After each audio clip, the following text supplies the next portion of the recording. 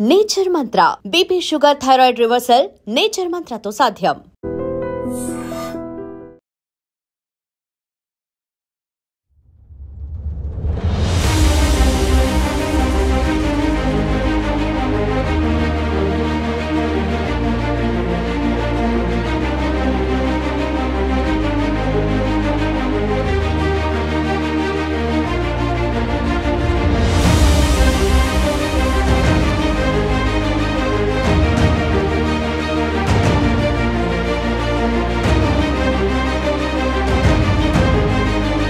కర్నూలు జిల్లాలో ఘోర అగ్ని ప్రమాదం జరిగింది. మంటలు చెలరేగి వి కావేరీ ట్రావెల్స్ బస్సు దగ్ధమైంది. బైక్ ను బస్సు ఢీకొనటంతో చెలరేగిన మంటలు 20 మందికి పైగా ప్రయాణికులు మృతి చెందినట్లు సమాచారం. బస్సులో 40 మంది ప్రయాణికులు, 2 డ్రైవర్లున్నారు. కల్లూరు మండలం చిన్న టేకూరు దగ్గర ఈ ఘటన చోటు చేసుకోగా హైదరాబాద్ నుంచి బెంగళూరు వెళ్తూ ఉండగా ప్రమాదం జరిగింది. క్షతగాత్రులను హుటాహుటిన కర్నూలు ఆసుపత్రికి తరలించారు. మృతుల్లో అత్యధికంగా హైదరాబాద్ వారు ఉన్నారని తెలుస్తోంది. ప్రమాదానికి గురైన బస్సు నెంబర్ DD01N9490. ఘటనా స్థలంలో సహాయక చర్యలు కొనసాగుతున్నాయి. అగ్ని ప్రమాదంతో హైవేపై భారీ ఎత్తున ట్రాఫిక్ జామ్ అయింది. ప్రమాదం నుంచి 12 మంది ప్రయాణికులు తప్పించుకున్నారు. ఎమర్జెన్సీ డోర్ నుంచి బయటపడ్డారు వీరంతా. ప్రమాదం నుంచి బయటపడ్డ జయసూర్య, రామిరెడ్డి, అకీరా, వేణుగోపాల్ రెడ్డి, హారిక, సత్యనారాయణ. ప్రమాదం నుంచి బయటపడ్డ శ్రీలక్ష్మి, నవీన్ కుమార్, అఖిల్, జస్మిత, రమేష్, సుబ్రహ్మణ్యం కర్నూలు ఆసుపత్రిలో 11 మంది చికిత్స పొందుతున్నారు. హైదరాబాద్ నుండి బెంగళూరు వెళ్తున్న కావేరీ ట్రావెల్ బస్సులో 41 మంది ప్రయాణిస్తున్నారు. 24వ తేదీ తెల్లవారుజామున 3 గంటల 10 నిమిషాల సమయంలో బైక్ను ఢీకొనటంతో బస్సు నుండి ఆయిల్ లీక్ కావటంతో ప్రమాదం జరిగినట్టు తెలుస్తోంది. 21 మంది సురక్షితంగా ఉన్నారు. మిగిలిన 20 మందిలో ఇప్పటికీ 11 మంది మృతదేహాలను గుర్తించారు. మిగిలిన వారిని గుర్తించే పనిలో ఉన్నామని, సహాయక చర్యలు ముమ్మరంగా కొనసాగుతున్నాయని, క్షతగాత్రులను హాస్పిటల్కు తరలించి మెరుగైన చికిత్స అందేటట్లు చూస్తున్నామని కర్నూలు జిల్లా కలెక్టర్ డాక్టర్ ఏ సిరి చెప్పారు. అయితే బస్సు ప్రమాద ఘటనకు సంబంధించి ప్రత్యక్ష సాక్షి హైమారెడ్డి వీడియో ద్వారా కూడా వివరించారు. ఒక్కసారి మనం ఈ ప్రమాద స్థాయి, ఈ ప్రమాద తీరు చూస్తుంటే మాత్రం భయమేస్తోంది. ఇప్పటికే ప్రయాణాల్లో జరుగుతున్న పెద్ద ఎత్తున ప్రమాదాలు ప్రతి ఒక్కరిని తీవ్ర భయాందోళనకు గురి చేస్తున్నాయి. బస్సు, ట్రైను, ఇలా విమానం, ఈ స్థాయిలో ప్రమాదాలు జరుగుతుంటే ఎంతో మంది ప్రాణాలు కోల్పోతున్నారు. మరొకసారి ఆంధ్రప్రదేశ్లో కర్నూలులో జరిగిన ఈ ప్రైవేటు ట్రావెల్ బస్సు అగ్ని ప్రమాదం ప్రతి ఒక్కరిని తీవ్రంగా కలవరపాటుకు గురి చేస్తోంది. ప్రయాణం అంటేనే భయపడే స్థాయిలో ఈ ప్రమాదం ఉందని చెప్పాలి. తెల్లవారుజామున ఈ ప్రమాదం జరగటంతో అప్పటికే అందరూ నిద్రలో ఉన్నారు. వాళ్ళ స్టాప్స్ వచ్చే వరకు కూడా అందరూ బస్సులో కానీ ట్రైన్లో కానీ రిలాక్స్ అవుతూ ఉంటారు. కాబట్టి అందరూ నిద్ర మత్తులో ఉంటుండగా ఒక్కసారిగా చెలరేగిన మంటల్లో చిక్కుకుపోయిన వారి సంఖ్య ఎక్కువగా కనపడుతోంది. అందుకే బస్సులో ప్రయాణిస్తున్న 40 మందిలో 20 మంది ప్రయాణికులు మృతి చెందినటువంటి బాధాకరమైన ఘటన తీవ్ర విషాదాన్ని నింపిందని చెప్పాలి. ఒక్కసారిగా ట్రాఫిక్ మొత్తం కిలోమీటర్ల మేర ఆగిపోయింది. ఇప్పటి వరకు కర్నూలులో ఈ బస్సు ప్రమాదానికి సంబంధించినటువంటి దృశ్యాలు, వీడియోలు సోషల్ మీడియాలో వైరల్ అవుతున్నాయి. ప్రతి ఒక్కరూ ట్రావెల్ బస్సుల పైన ఒక నిర్దిష్టమైనటువంటి అబ్జర్వేషన్ ఉండాలి. ఖచ్చితంగా చాలా వరకు మెయింటెనెన్స్ లేవు, ఇట్లాంటి కంప్లైంట్స్ కూడా వస్తున్నాయి. అల్టిమేట్ గా ఏ ప్రమాదం జరిగినా అమాయకులైన ప్రజల ప్రాణాలు పోగొట్టుకోవటం అనేది దురదృష్టకరమైన సంఘటనగా చెప్పుకోవాలి. అయితే దీనిపైన పూర్తి స్థాయి విచారణ కూడా కొనసాగుతోంది. ఒక బైక్ ను ఢీకొన్న తర్వాత బస్సు నుంచి ఆయిల్ లీక్ కావటం, ప్రమాదానికి కారణం అవటం అనేది ప్రతి ఒక్కరిని తీవ్ర దిగ్భ్రాంతికి గురి చేస్తోంది. ఇంకా క్షతగాత్రులు అయితే మెరుగైన ట్రీట్మెంట్ అందించేందుకు హాస్పిటల్లో అన్ని ఏర్పాట్లు కూడా చేస్తున్నారు. మరొక వైపు ఇంకా ఇందులో చిక్కుకున్న వారు ఎవరు, పూర్తి వివరాలు తెలుసుకునే ప్రయత్నంలో కూడా అధికారులు ఉన్నారు. ముమ్మరమైనటువంటి సహాయక చర్యలు కొనసాగటం వల్ల కొంతమంది అయినా బయటపడినటువంటి అంశం. మరొక వైపు ఎమర్జెన్సీ ఎగ్జిట్ డోర్ నుంచి కొంతమంది చాలా తెలివిగా ఆలోచించి తప్పించుకోవటంతో ఇంకా మృతుల సంఖ్య తగ్గింది అని కూడా చెప్పుకోవాలి. ఏపీ కర్నూలు బస్సు ప్రమాద ఘటనపై డీఐజీ కోయ ప్రవీణ్ కుమార్ కీలకమైన ప్రకటన చేశారు. బాధితుల్లో 2 చిన్నారులు కూడా ఉన్నారని చెప్పారు డీఐజీ. ఈ ప్రమాదంలో 2 చిన్నారులతో సహా 11 మంది మృతదేహాలను ఇప్పటివరకు గుర్తించామన్నారాయన. బస్సులో సిబ్బందితో కలిసి మొత్తం 43 మంది ఉన్నారని, అందులో 23 మంది ప్రయాణికులు సురక్షితంగా బయటపడ్డారని డీఐజీ చెప్పారు. అంతేకాకుండా బైక్పై వెళ్తున్న వ్యక్తి కూడా చనిపోయారని, అతని డెడ్ బాడీ రోడ్డు పక్కన ఉందన్నారు. ప్రస్తుతం ప్రమాదంపై డ్రైవర్లను అదుపులోనికి తీసుకుని ప్రశ్నిస్తున్నామని చెప్తున్నారు డీఐజీ. కర్నూలు జిల్లా కల్లూరు మండలం చిన్నటేకూరులో జరిగిన ప్రైవేటు బస్సు ప్రమాద ఘటన తీవ్ర దిగ్భ్రాంతికి గురి చేస్తోంది. క్షతగాత్రులకు మెరుగైన వైద్య సేవలు అందించాలని ఇప్పటికే అధికారులకు రాష్ట్ర ప్రభుత్వం ఆదేశాలు కూడా ఇవ్వడం జరిగింది.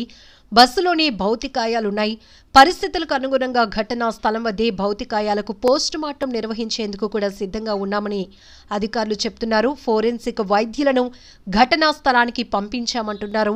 భౌతికాయాల తరలింపునకు మహాప్రస్థాన వాహనాలు కూడా సిద్ధం చేశారు. చనిపోయిన వారిని గుర్తించేందుకు DNA నమూనాలు కూడా సేకరిస్తున్నారు. స్వల్ప గాయాలతో 12 మంది ఆసుపత్రిలో చేరారు. ప్రాథమిక చికిత్స తర్వాత క్షతగాత్రులు 6 ఇప్పటికే డిశ్చార్జ్ కూడా అయ్యారు. అయితే బస్సులో ఎత్తు నుంచి దిగటం వల్ల ఒకరికి ఎక్కువగా దెబ్బలు కూడా తగిలాయి. ఆయన ఆరోగ్య పరిస్థితి నిలకడగానే ఉంది. ఏది ఏమైనా చాలా ఘోరమైన దుర్ఘటనగా చెప్పాలి బస్సు ప్రమాదాన్ని. ప్రమాదానికి గురైనటువంటి బస్ అంటే వెహికల్ స్టాటస్ చూస్తే గనక vehicle number DD01N9490. Registering authority చూస్తే గనక రాయగడ RTO ఒడిశా అని ఉంది. వెహికల్ క్లాస్ వచ్చేసి omni bus HPV, fuel type diesel vehicle ఇది. అలానే వెహికల్ ఏజ్ చూస్తే 7 years and 2 months. Vehicle status కూడా యాక్టివ్గా ఉన్నట్టు కూడా మనకి కనిపిస్తోంది. అయితే రిజిస్ట్రేషన్ డేట్ చూస్తే కనుక August 8, 2018లో, అలాగే ఫిట్నెస్ వ్యాలిడ్ అప్డేట్ కూడా 2027 31 March వరకు కూడా ఉంది. ఇట్లా అంటే వెహికల్ ఒక బస్సు ప్రమాదానికి గురైన, ఒక వెహికల్ వాహనం ఏదైనా ప్రమాదానికి గురైనా కూడా దాని ఫిట్నెస్ పైన ప్రతి ఒక్కరికి తీవ్రమైనటువంటి అనుమానాలు కలిగే అవకాశం ఉంటుంది. బైక్ను ఢీకొన్న తర్వాత బస్ నుంచి ఫ్యూయల్ లీక్ కావడం వల్లే ఈ భారీ అగ్ని ప్రమాదం జరిగింది.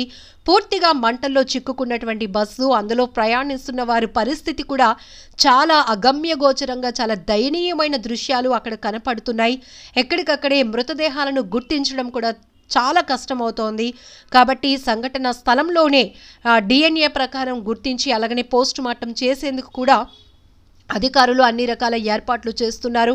ఎవరైతే ఎగ్జిట్ డోర్ నుంచి తప్పించుకున్నారో వాళ్ళు స్వల్ప గాయాలతో బయటపడిన పరిస్థితి. వారు అయితే క్షతగాత్రులను ఇమీడియట్గా రెస్క్యూ చేసి స్థానిక హాస్పిటల్కు తరలించడం జరిగింది. బట్ మరీ బాధాకరమైన విషయం ఏంటంటే ఈ బస్సు ప్రమాద మృతుల్లో 2 చిన్నారులు ఉన్నారని గుర్తించడం చాలా తీవ్రంగా ప్రతి ఒక్కరిని కలిచివేస్తున్న అంశం. మరోవైపు బస్సు ప్రమాద ఘటనకు సంబంధించి అందులో ట్రావెల్ అవుతున్నటువంటి ప్రత్యక్ష సాక్షి హైమారెడ్డి అనే ఆమె ఆ వీడియో ద్వారా కూడా పూర్తి డీటెయిల్స్ కూడా ఇవ్వడం జరిగింది. హలో అండి, నా పేరు హైమా. నేను పుట్టపర్తి వెళ్ళి హైదరాబాద్ వస్తున్నాను. కర్నూలు దగ్గర మీకు యాక్సిడెంట్ అయింది కదండి. ఆ యాక్సిడెంట్ దగ్గర ట్రాఫిక్ జామ్, దూరంగా ట్రాఫిక్ జామ్ అయింది. ఎందుకు అంత జామ్ ఆగి ఉంది, సాధారణంగా అది ఆగే ప్లేస్ కాదు, ఆగి ఎందుకు ఉంది అని అడిగితే అప్పుడు నా పక్కన కూర్చున్నాడు కాబట్టి డ్రైవర్కి తెలుసు. డ్రైవరు అక్కడ కాలిపోతున్నట్టుంది మ్యామ్, బస్సు కాలుతుంది అక్కడ అన్నారు. సరే గబగబా ఏదైనా హెల్ప్కి వెళ్దామో, అసలు ఏమన్నా పోలీసులు వచ్చారా లేదా అని నేను గబగబా కారు దిగి వెళ్ళానండి. వెళ్ళేసరికి బస్సు తగలబడిపోతుంది. కొంతమంది కింద కూర్చుని ఏడుస్తున్నారు, ఎవరెవరు ఉన్నారని ఏడుస్తున్నారు, కొంతమంది టెన్షన్ పడుతున్నారు, ఇలా ఉన్నారు. ఆ బస్సుకు సంబంధించిన వాళ్ళు అలా వాళ్ళ పరిస్థితి అలా ఉంది. ఇంకా మిగిలిన వాళ్ళు వాళ్ళ ఫోన్లు అన్నీ కూడా పాప అందులో కాలిపోయాయి. చాలామంది దగ్గర ఏమీ బయటకు వచ్చిన వాళ్ళ దగ్గర ఏమీ రాలేదు. అక్కడ ఉన్న మిగిలిన జనం అండి మొబైల్స్తో వీడియోస్ తీసుకుంటున్నారండి. ఎవరైనా పోలీస్కి కాల్ చేయలేదు. నేను కార్ దిగి వచ్చే హడావుల్లో ఫోన్ ఏమో కార్లో వదిలేశాను. ఫోన్ వర్షం పడిపోతుందో పక్క నుంచి ఫోన్ టచ్ చేయడానికి కూడా ఎవరిదైనా అడిగి తీసుకుని టచ్ చేద్దామని వర్షానికి తడిచి అది పని చేయట్లేదు. నేను మళ్ళీ గబగబా కార్ దగ్గరికి వెళ్ళి వెంటనే కర్నూలు ఎస్పీ గారికి అండ్ ఎస్బీ ఇన్స్పెక్టర్ గారికి కాల్ చేశానండి. లక్కీగా ఎప్పుడో నెంబర్స్ ఉన్నాయి. కాల్ చేస్తే వాళ్ళు ఇమీడియట్లీ రెస్పాండ్ అయ్యారు. వాళ్ళు రెస్పాండ్ అయిన కాసేపటికి రూరల్ సిఏ గారి బృందం అంట, వాళ్ళు వచ్చారు. దాని ముందే ఫైర్ స్టేషన్ వాళ్ళు వచ్చేసారు. అండ్ ముందు ఫైర్ స్టేషన్ వాళ్ళని, నెక్స్ట్ ఫైర్ సిబ్బంది, నెక్స్ట్ అంబులెన్స్, పోలీస్ వారు వీళ్ళందరూ వచ్చేసారండి. అప్పటికే ఒక ప్రైవేట్ వెహికల్లో ఒక 6గురిని హాస్పిటల్ పంపించారు. నాతో ఇంకొక అతను ఎవరో హరీష్ అంట, ధర్మవరానికి చెందిన అతను. పాపం చాలా మంచి వ్యక్తి ఆయన కూడా. ఆయన ఒక 6గురిని ప్రైవేట్ వెహికల్లో ఎక్కించి పంపించారు. తర్వాత వీళ్ళు వచ్చాక ఒక 5గురిని అంబులెన్స్లో ఎక్కించడం జరిగింది. ఆయన తీసుకెళ్లారండి. ఆ తర్వాత ఈ లోపలనే మొత్తం ఎస్పీ గారు, పోలీస్ సిబ్బంది అందరూ వచ్చేసారు. అసలు ఆ మాంసపు ముద్దలు కాదండి, నిజం చెప్పాలంటే చాలా దారుణం అది. అస్థిపంజరాలు అలా సీట్లలోనే చూసేసరికి అసలు నాకైతే వల్ల కాలేదు. ఎవరైనా ఫ్యామిలీ అండి, చాలా ఆ ఫ్యామిలీ ఎంత బాధపడుతూ ఉంటారో. నేను అది తట్టుకోలేకపోయాను. వస్తూ అక్కడ ఆంజనేయ స్వామి గుడి దగ్గర ఆగిపోయి నదిలో మునగడం జరిగింది. నిజం చెప్పాలంటే చాలా బాధాకరం అండి. ఎవరు కాపాడడానికి అవకాశం లేదు. నిజం చెప్పాలంటే పోలీసులు రాకపోయింటే చాలా ఇబ్బంది పడిపోదాము. హెవీ ట్రాఫిక్ అండి. పోలీసులు లోపలికి రావడానికి బయటకి కూడా ఉండకపోను. ఆ ఇన్ఫర్మేషన్ ఇవ్వడంతో క్లియర్ చేసుకుంటూ వస్తూ మొత్తం లోపలికి వచ్చారు. అంతా ఆఫ్ చేశారు, మంటలు ఆఫ్ చేశారు. జరిగింది అయితే ఇదండి.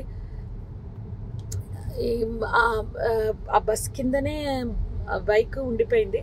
ఆ బైక్ని కొట్టేస్తే బైక్ అతను చనిపోయి రోడ్డు పక్కకి పడిపోయాడు. మళ్ళీ ఆ బైక్ మాత్రం బస్ కిందకి వెళ్ళిపోయిందండి. అర్థమైపోయింది. నిజంగా ప్రస్తుతం ఉన్నటువంటి సమాజం దేనికి ప్రయారిటీ ఇస్తుంది? ఆర్థిక సంబంధాల చుట్టూ మాత్రమే తిరుగుతుంది. మళ్ళీ ఎన్నికలంగానే చాలా విరక్తి కలుగుతాం. మంచి అనిపిస్తుంది కదా, లేడీస్ కూడా ఛాలెంజింగ్ జాబ్స్ చేసినప్పుడు చాలా బాగుంటది. ట్రాఫిక్ అసిస్టెంట్స్ గా నియమించిన ట్రాన్స్జెండర్స్ అందరితో సాల్యూట్ చేయించుకుంటున్నారు. ఫుడ్ డెలివరీ ఇవ్వటానికి వెళ్ళినటువంటి డెలివరీ బాయ్ అనిల్ పై కళ్ళ ముందు